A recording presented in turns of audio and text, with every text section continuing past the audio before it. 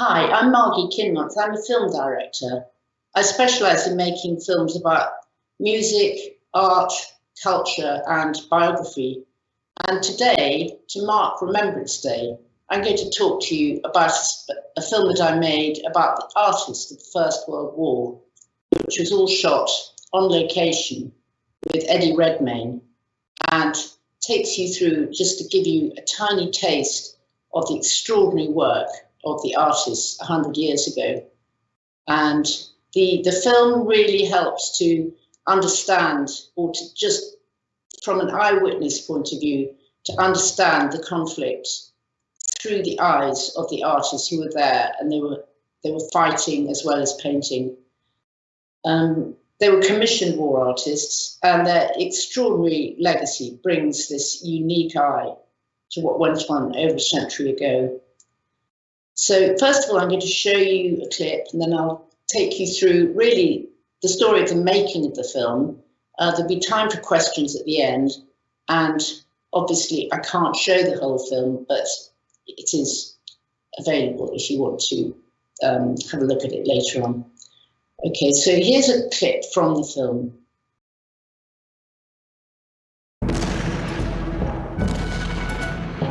Out of the catastrophe of the First World War came an explosion of great art. This film is about the war artists who created it. Drawn like magnets to the front line, wow. War brought out some of the artists' best work. It's a pretty epic scale, isn't it? I'll be attempting to follow in their footsteps to the battlefields of Flanders, to investigate those artists of the Great War. This man here is so knackered from their walking that he's literally passed out. And when you see these fragments, you realise also how butchering and maiming they were. To see how they used their experiences to show the horrors of that brutal war. It completely depicts the chaos and the noise. I'll hear about their bravery. Over 1,000 medals for gallantry, which included 8 Victoria Crosses. And how they tried to speak out through their art. I'll see how machine warfare inspired revolutionary new art forms. Now we're back in the world of the vortices and the cubists and the futurists. I'll also get to meet contemporary war artists. I was walking back to about this point there, and that's when I was shot. To see how this art form is as vital now as it ever was. And I'll reflect on the emotional power of war art. I don't think I've ever seen a canvas that forces you into a mood of reflection. Many artists have lost their lives on the front line depicting the reality of war. But I believe their vision lives on as a powerful, rich, artistic legacy.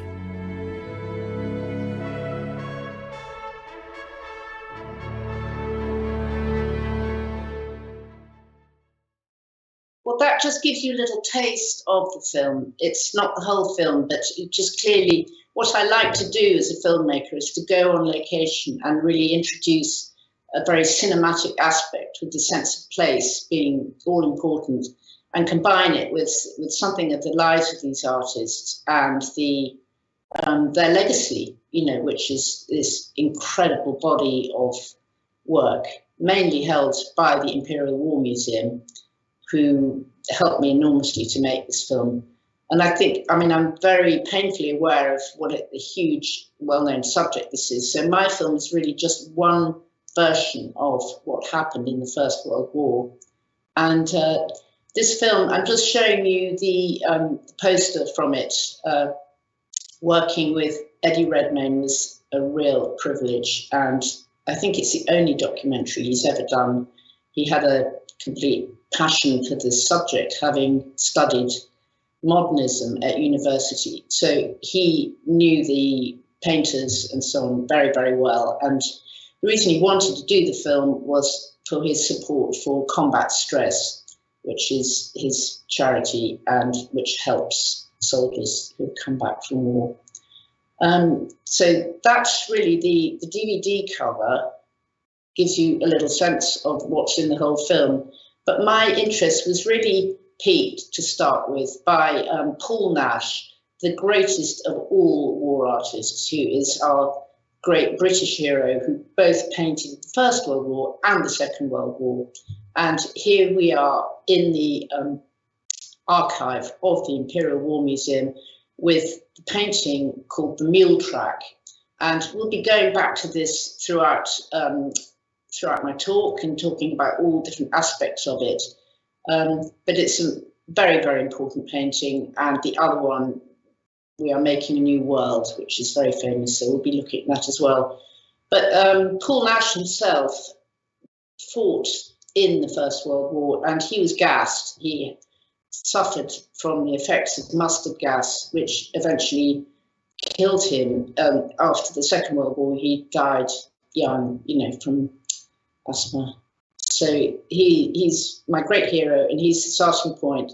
He's throughout the film because Paul Nash was a writer in his own right, and the very famous letter, the Bitter Truth letter, which is read out in the film, really gives you a sense of his frustration there, painting, and how little he could do to prevent the war.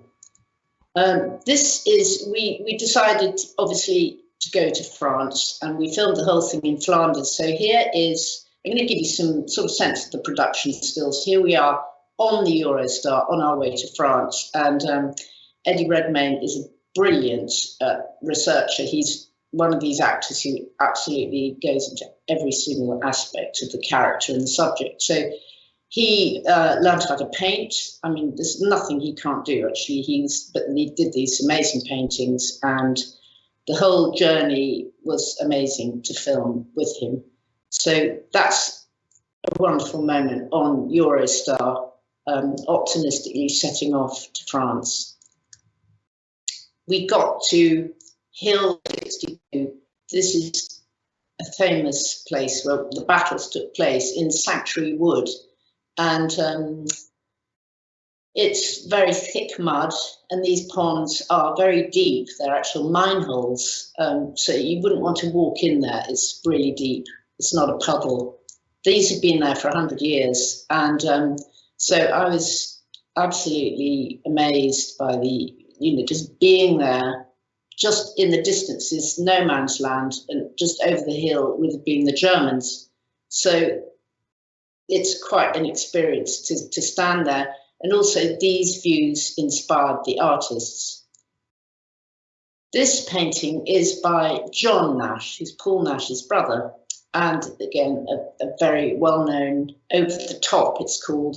This is the depiction in the snow of the Artist Rifles Regiment going over the top. And again, I really recommend going to see these paintings in the flesh. They're incredible. Out of this group, I think only 12 actually survived. So it's a real battle, it's a real event, and the artists were actually there. And this never ceases to astonish me. They were firing guns, Lee Enfield rifles. They really were eyewitnesses. And in Sanctuary Wood, they are the last remaining trenches of, and it was turned into a museum actually in 1919. There were already tourists coming to France to look at where the battle had happened.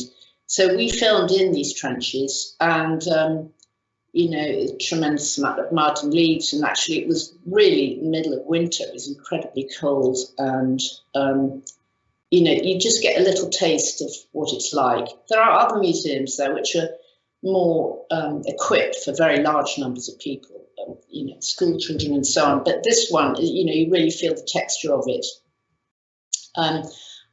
We're interviewing the expert on tunnelling, who's Jan van der Waal, who absolutely is the expert on what went on underground. It was a war of tunnelling, underground warfare, and he's talking to us about the artist David Bomberg, who was inspired. He was a commissioned war artist. He was inspired by what he saw underground, which is the actual how they built these tunnels with wooden posts and so on. David Bomberg's a really interesting artist because he was much, much younger than the other war artists, and his style was already going into cubism and so on, which was happening everywhere. The futurists, the vorticists, and so he was very much before his time. And he created this. This is a black and white picture, but he also amazed everyone by painting in colour. And you can look him up. You can see some of them have got this very vibrant blue, which is actually the colour of the mud there. There was this blue mud. But Bomberg was not well received by the War Artists Committee, didn't like his work. He was mocked and derided. And then they thought it was, he was just before his time. And, he was actually excluded from the art world and went on to die a death in penury, which is so sad because he's one of our great British artists. Anyway, he was there. And then back, we really spent most of our time in this location because there was so much there. It was all just left, all the arms and the shells, and there's a museum there with all these actual shell cases and bits of heavy artillery all lying around. You can pick up sort of chunks of shell in amongst the leaves, very heavy. And so the evidence of this battle is right there. You can see these trees which have been blasted out by shells. They're the same trees. They are the very trees which were shells, as well as the humans. Everything else was being blasted to bits. And this was very moving, sort of memorial that people had stuck in these crosses and poppies. And inside the museum, all sorts of, masses of amazing photographs and extraordinary memorabilia, and cats as well. Anyway, Eddie here is looking through. These are really amazing, these peep shows, which are, well, that makes it sound funny, but it's not, because what you're seeing there is this extraordinary three-dimensional photography that was done at the time. Paparazzis went into the trenches and photographed what was going on at the time. There was this insatiable appetite to know what was happening on the front. So these peep shows, I think they're now either in the museum in Paris or perhaps the War Museum has them, but it's a very unique type of photography that was going on at the time, and the cameras would have been huge. So there were paparazzi there as well. It's very much part of this sort of propaganda war that was happening, because the recruitment drive was very strong. And this now is an interesting painting by Nevinson, who's one of my favourite artists. Very, very exciting. His paintings to begin with were very optimistic. They showed the mechanics of war, so they were much more futuristic. But then as the war went on, he got more and more affected by the actual impact of death. And then this painting is actually decomposing bodies. So it's very realistic. And the paintings were exhibited very soon after in London. They were taken back, but the ministry didn't like this one and they didn't want to show it. So what Nevinson did was he did hang it, but he put a big censored sign on it to make a point. And that was this is the reality. Here's another artist called Eric Kennington, who did this absolutely beautiful painting, which is done on glass. It's huge, about 12 foot high. And if you look carefully, you can see Kennington himself on the left. He's wearing a black balaclava. And this is called the Kensingtons at Laventine. And this is following a 4-day assault, day and night. And these young soldiers are very, very exhausted. Again, it gives you incredible detail of the costumes, the puttees that they wore, which were these sort of, leggings. And then if you look carefully again, you can see the spoon and fork tucked into somebody's, by their knee. You can see their rifles. But also, as it's done on glass, it's incredibly vibrant.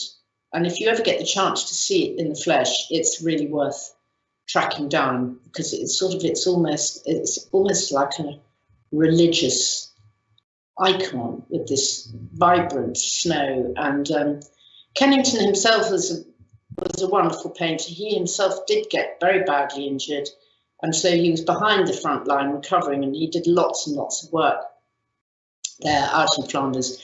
Then he fought in the Battle of the Somme and luckily survived.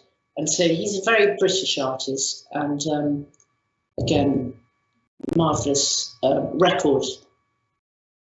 This is by Wyndham Lewis, our very own cubist, vorticist, inspired by Picasso and everything that was happening in the art movement. The world was changing, and so was the art. And so this is part of the larger painting, which was commissioned towards the end of the war, when the country realised that the war needed to be memorialised, and these very, very large paintings were commissioned to be in the Hall of Remembrance. But I'll talk about that a little bit more later on. Everywhere you go, all over, you see these battlefields with these classic graves, and it's quite hard to describe how moving it is walking about in the very same, very, very flat. And so many are unknown, and so many are very, very young. And oh my God, it's just tragic. But go there. It helps just to think about it and to remember. There's so many countries involved.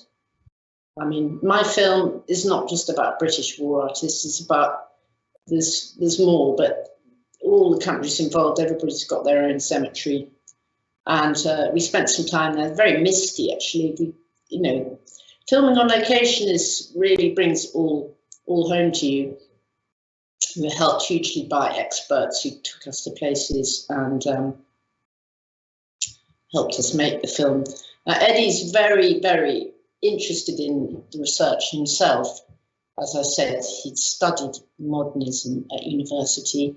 And when you're making a documentary, it can be quite scary because you do make things up as you go along. I mean, you have a script, but situations present themselves, and you know, perhaps with a TV presenter, you know, you have these pieces to camera. But Eddie is one of our, you know, the most famous and brilliant actors. You know, he's won Oscars, and you know, he's incredible. I was just so lucky to work with him, and he's very, very natural in the working process. So here we are, kind of working out what we're going to be filming next. That's actually at the Royal College of Surgeons in London, where the Henry Tonks drawings are.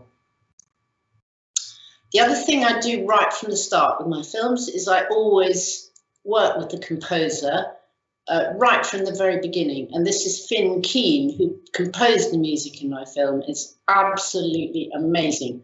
And he's brilliant. And I gave him about a dozen paintings to start with. And I said, well, just look at the paintings and respond to the paintings and see where we get to from that. So he created some wonderful, wonderful tracks, very music, you know, very, very moving. And he's now so famous that he's not available to work with me at the moment. So I'm very sad. He's working with Rita Ora and all sorts of things.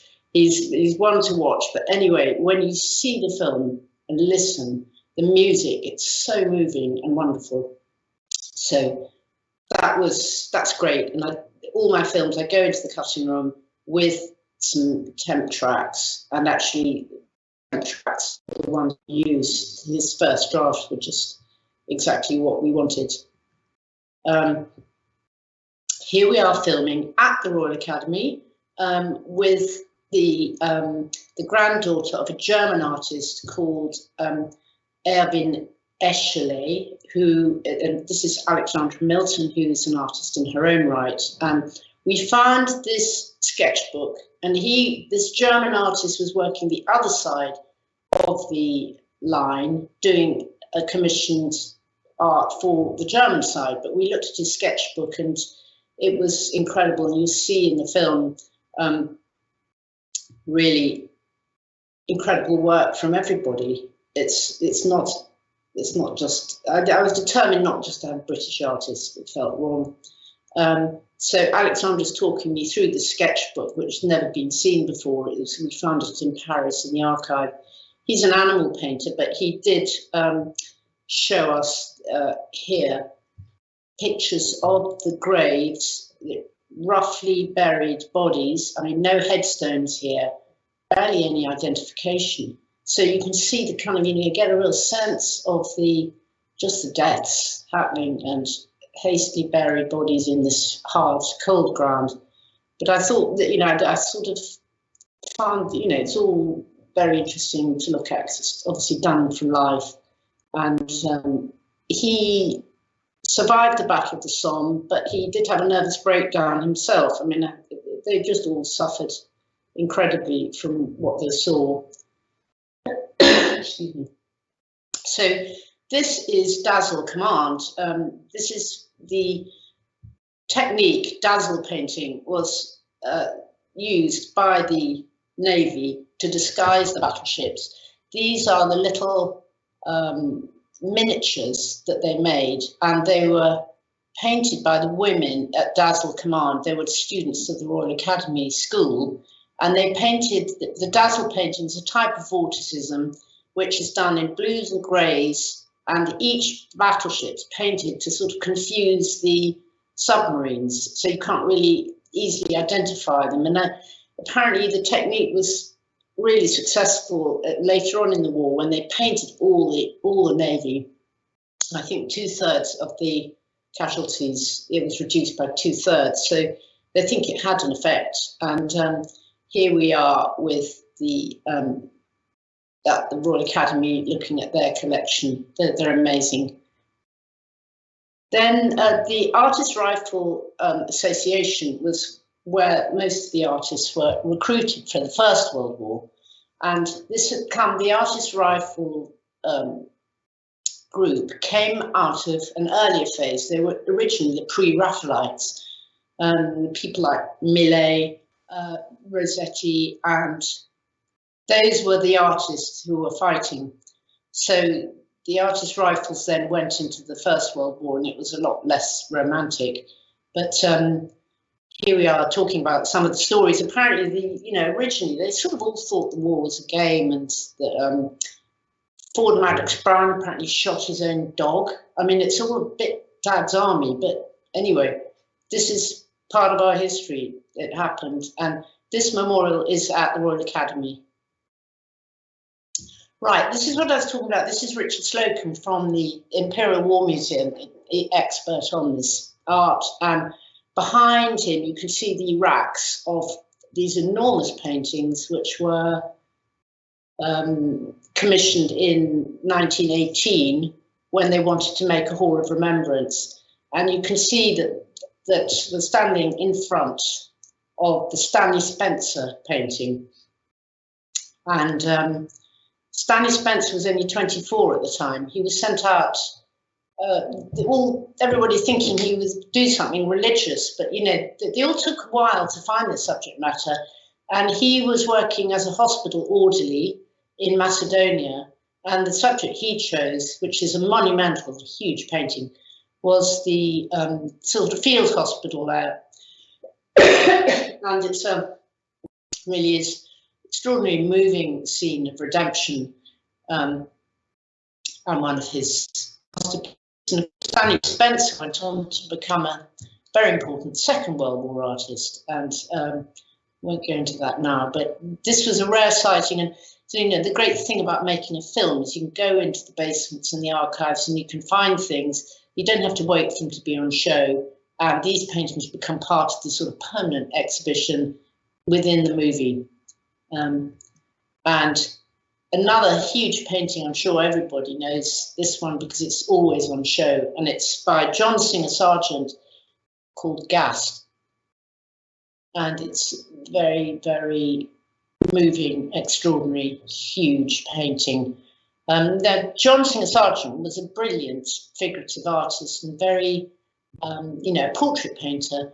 And he took a very long time to find his subject. He was, just couldn't find the right thing to paint. And then suddenly he saw this terrible scene of the men who were blinded by the mustard gas, leading each other. And if you know, again, try and go and see this painting, but it's all in my film as well, so you can see the film. Between the figures, you can see in the distance, there are young men playing football and things. It's got this it's symbolic, and it bears really close examination. Obviously in the foreground is bodies, but that's another piece. Now, what I decided to do in the film was to kind of reference the past by talking to some contemporary war artists. So here we are in the studio of Peter Housen, who is a commissioned war artist in Bosnia. And his work is he's a Glasgow artist, unflinching, dark and amazing. He does these very large paintings. And here we are, you know, and he found the Bosnian experience for him was also very, very difficult for him to recover from that, from what he'd actually seen. He's still a marvellous painter. And what he's doing here is he's showing us the palette of Paul Nash. And this is in the film. It's fascinating to see the colours that Paul Nash uses to make his paintings. So, you know, you have this sort of white, Indian red, oxide chromium, different greens, and then this black, which is controversially black paint is not often used, and then there's the yellow for the gases and the explosions. And here we are. This is just to give you another look at the painting. You can see this sort of limited palette, and the abstraction is really interesting. I'll just take you back to the palette again. I'm a painter as well as a filmmaker, so I find all this really, really interesting. I try and make my films from the point of view of artists, because that's, you know, the process interests me hugely. Here's another artist, George Butler, who is very brave and does an awful lot of work on location. He worked out in Syria, and he actually does pen and ink paintings, which give an eyewitness account that's better than photography. It gives you a real sense of being there. And here's one of his works in Syria, and he's fearless and fascinating. He sits there amongst all the rubble, and I sometimes fear for his safety. Anyway, he's in the film talking about it. And here's another incredible artist called Graham Lothian, who is embedded in Helmand province and doing these paintings of the minesweeping process. And you see in the background, you can see the very, very young soldiers going out, trying to clear the mines, and very dangerous. And indeed, Graham did get shot in the arm. A sniper got him. So you can see that he's got his hand in a sling or whatever it is. But anyway, he's also a fascinating eyewitness account. Then we went this is at the Royal College of Surgeons, and this is a very interesting meeting point with, on the right is Julia Midgley, who is a contemporary war artist, and she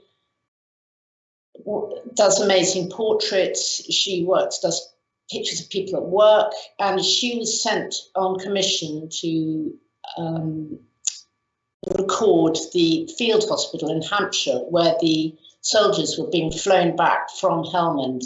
And you can see on the left is Andy Reid, is a soldier who she's doing his portrait. He's been in Afghanistan, and indeed he did tread on a mine, and so he suffered enormous injuries. And you know, it's a great privilege to have him in the film. And he came to London, and we did this work here. And Julia has done a beautiful portrait of him.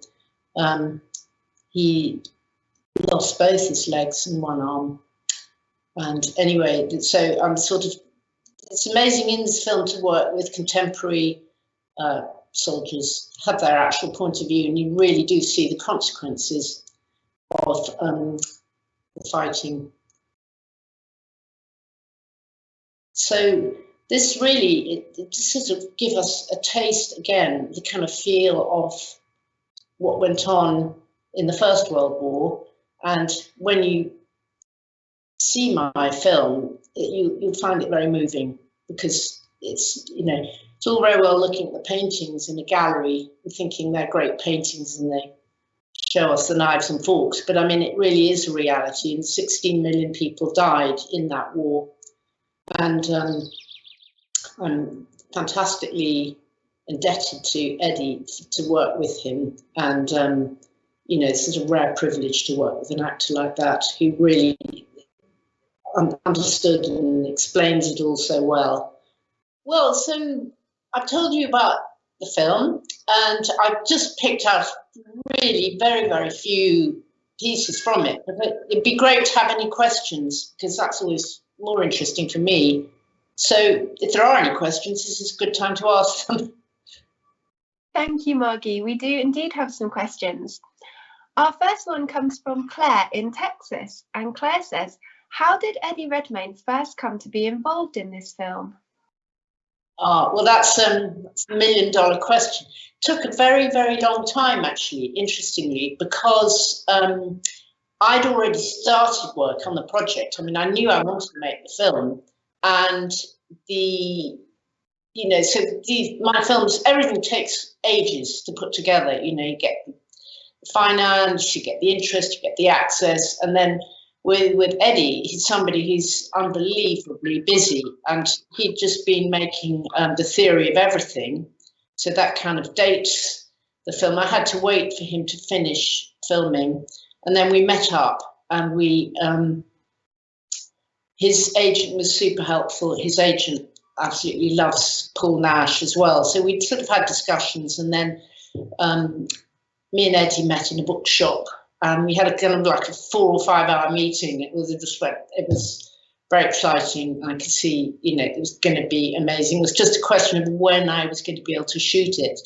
And luckily, I'd done all the recceing. I'd gone to Flanders on my own. I knew exactly where I was going to shoot. And then I suddenly got a call saying, oh, Eddie's just got a tiny slot of time available, and it's very early January, and the days are very short, but can you do it then? And so I just went, yes. And we shot it in almost the shortest day of the year, almost. And then we shot a lot in the dark. You know, you see in the film, I mean, I was filming in the graveyard at night in the dark, you know, by car headlamps and everything. Anyway, that was, so Eddie was just brilliant at that. That's how he came into the movie. Thank you, Margy. Our next question comes from Peter in Cambridge, and he says, thank you for sharing some of these important artworks with us. Where are the best museums and galleries to see more of the work of the artists that you featured? Well, obviously the number one place is the Imperial War Museum, and that has the biggest collection of art in the Northern Hemisphere. I mean, it's the most paradoxical situation, because there's so much art was commissioned, and it's really incredible that the War Museum own so many amazing paintings. So if you go to the War Museum in Lambeth or up in Manchester, in Salford, there's a huge amount on show, and then, you know, they have very, very good websites, which are very, you know, have become much better during the lockdown, very navigable. You can see the paintings there. And then the National Army Museum. And then obviously for my film, you know, as I said, we filmed in the museum in Sanctuary Wood. There are museums. The very best thing you can do is just go to France. And there's so many, you know, drive around the battlefields. They've all got different types of museums and ways of understanding what happened. And then some of the art I've included was in private collections. which is more difficult to find. You know, hunt around, and you know, there's things, other aspects like Bruce Bairn's father, who, you know, did funny comics. You can find those. So, you know, lots of research, but mainly the War Museum. Thank you. Our next question comes from Jonathan in Massachusetts, and he says, what is your take on the role of modern war artists now that we are in an age of smartphones and social media? Oh, well, that's kind of absolutely crucial to have artists working, because the personal eyewitness account is absolutely, you know, the very best, and it goes alongside photography.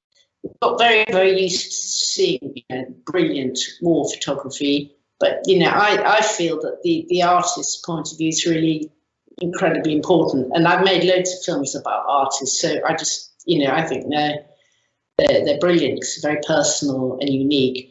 We don't have an awful lot of commissioning going on now to create war artists. The idea of a war artist is quite kind of unusual, really. But it was something that, you know, it happened in Britain. It happened in the Second World War.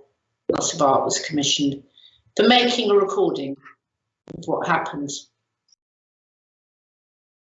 Absolutely, thank you. Fiona in Berkshire says, did you know much about these artists before you made the film, and what did you learn as the film came together?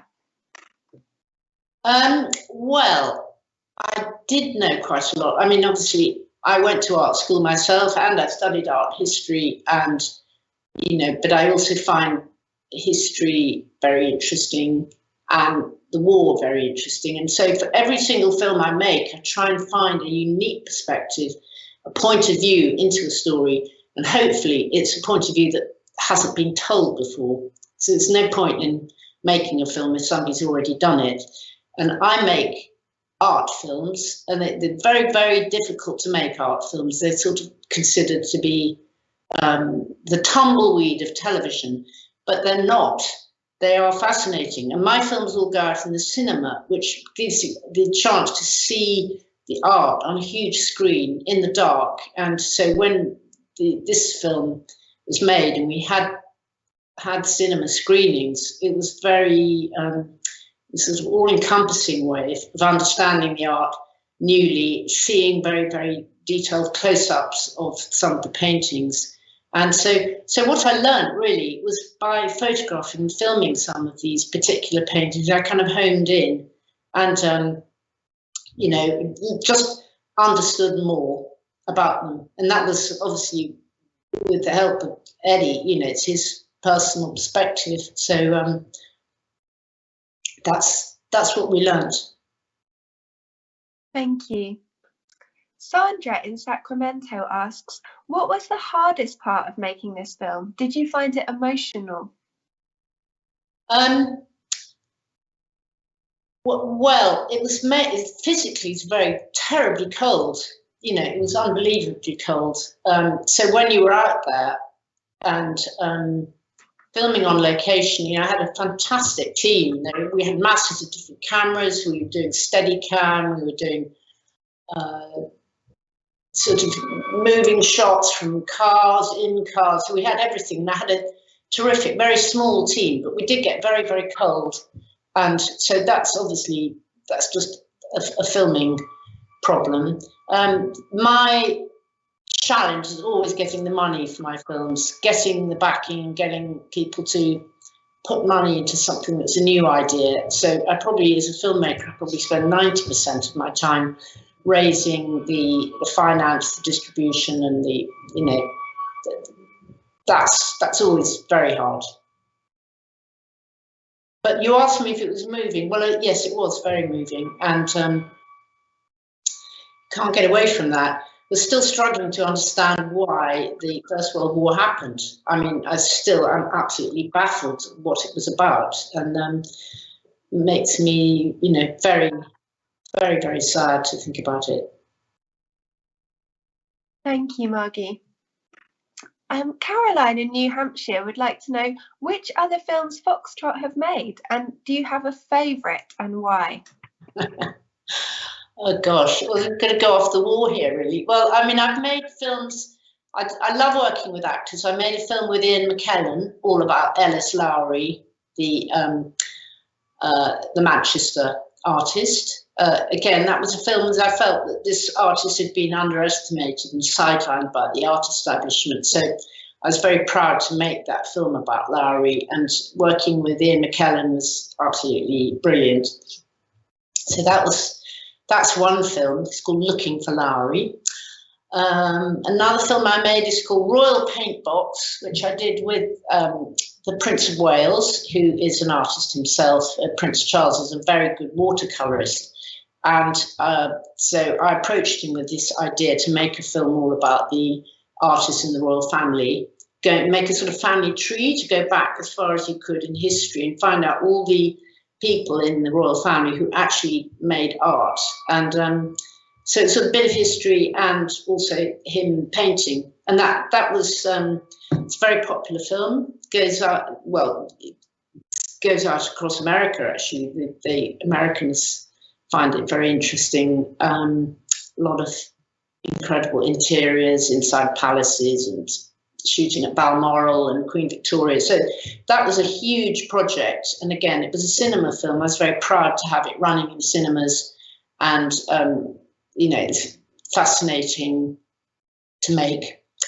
Then I've done films on fashion. I did a film called The Secret World of Haute Couture, which was exploring the world of the high-end fashion industry with some of the clients in America, these women who have all their clothes made in Paris and work with Chanel and Dior. So that was great, extraordinary journey to make that film.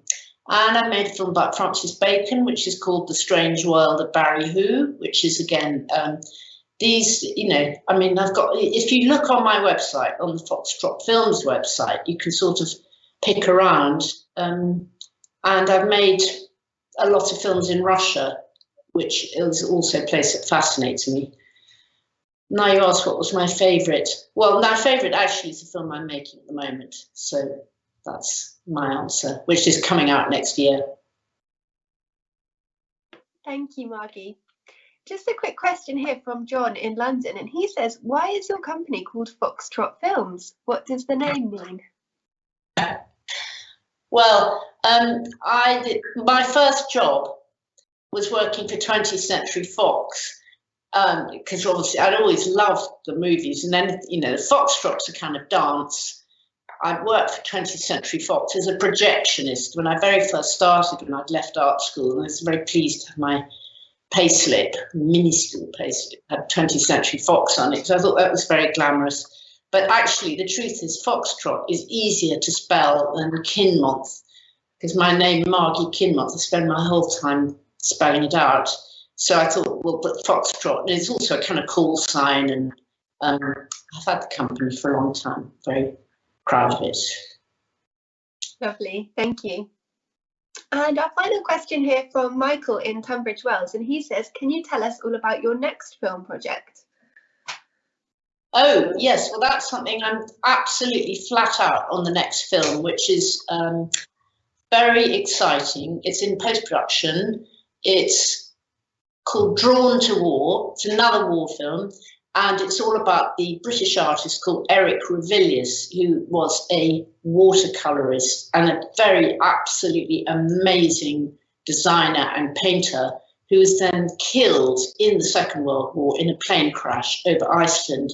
And so he was really cut off in his prime, leaving this extraordinary body of work, some in private collections, so nobody really, sung his song or flew his flag for, nearly half a century. It was obscure. And I've been allowed by the family, I've been given permission to make the first only ever film about him, which is really, really exciting. And so that's coming out in cinemas in the spring.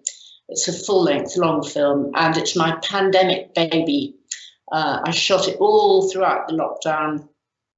When I couldn't go abroad, I thought, well, now here's my chance to make a film about a British artist. And you know, the private collectors were absolutely brilliant because all the institutions and archives were shut. I couldn't get into any of the museums. And so private collectors have lent me, you know, original wood engravings, and we've made prints from them. And I've worked with wonderful artists. And so the film is, yeah, I mean, I'm still working on it, actually. It's taking a long time because still, you know, we had so many delays in the pandemic, but it's got Alan Bennett in it, who absolutely loves Eric Ravilius and really understands him very, very well, having grown up in the 30s with the work of Ravilius on his schoolroom wall. And then Ai Weiwei, the Chinese artist, he's in the film as well, talking about what it's like to be working in the conflict zone, and you know, the effects of, you know, the sort of the refugees, the effect of you know, weapons and bombs doesn't solve the conflict. So, and he talks in the film very interestingly about the dangers of expressing yourself as a war artist. So he's a very exciting contributor to have in the film. And again, my partner is the War Museum, so I've, you know, got amazing access, and we've been filming the Spitfires, the Battle of Britain air displays with Spitfires, and we've been filming up in the skies in these period planes. It's a huge project, and I, if it's of any interest at all, I mean, the film isn't finished, but I'm putting updates on my Instagram feed. So if anybody's interested in following the work of Eric Ravilius, that it's all going to be out there in his story. That's wonderful. Thank you very much, Margy. That's all the questions we've got time for tonight. Well, thank you very much indeed for tuning in, and I hope that this has, you know, whetted your appetites to look further at some of the amazing art of the First World War. And obviously I want to thank everybody who worked on the film and helped me and continue to work with me as a filmmaker. And if you want to see the film, you can buy it at my website at Foxtrot Films. Please feel free to contact me through my website if you want to know any more. And my Instagram feed is Margy_Kinmonth, where I'm putting up postings of my current work and projects and so on. So thank you very much indeed for having me, and I'm going to just play the clip again.